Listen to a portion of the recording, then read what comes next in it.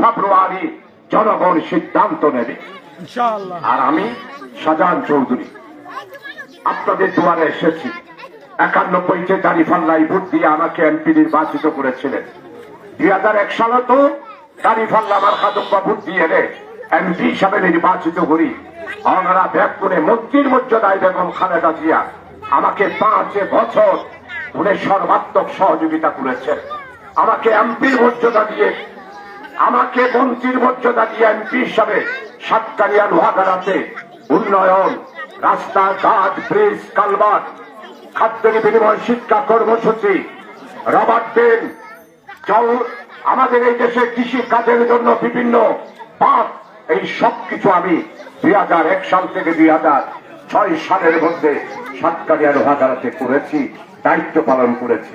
বাইশক আজ আমরা তোমার আসছি আগামী দিনের নতুন একটি বাংলাদেশ আর নিরাপদ একখান সাতকানিয়া লোহাগাড়ার নাই।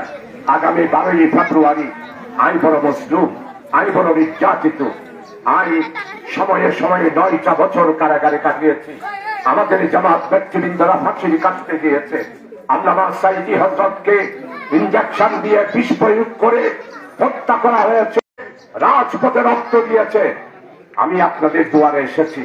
জেল থাকা অবস্থায় আমার মা আজকে আমাকে ছেড়ে পৃথিবীর অপরাপারে চলে গিয়েছেন।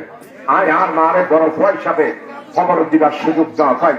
আজ আমরা দুয়ারে আসছি আগামী জাতীয় সংসদ নির্বাচনে, ত্রয়োদশ জাতীয় সংসদ নির্বাচনে তাঁতিপাড়ার সর্বস্তরের আমার যুবক মুরব্বী, আমার এলাকার সর্বস্তরের ভাই সব আপনাদের দুয়ারে এসেছি। আপনারা ফেরত দেবেন না।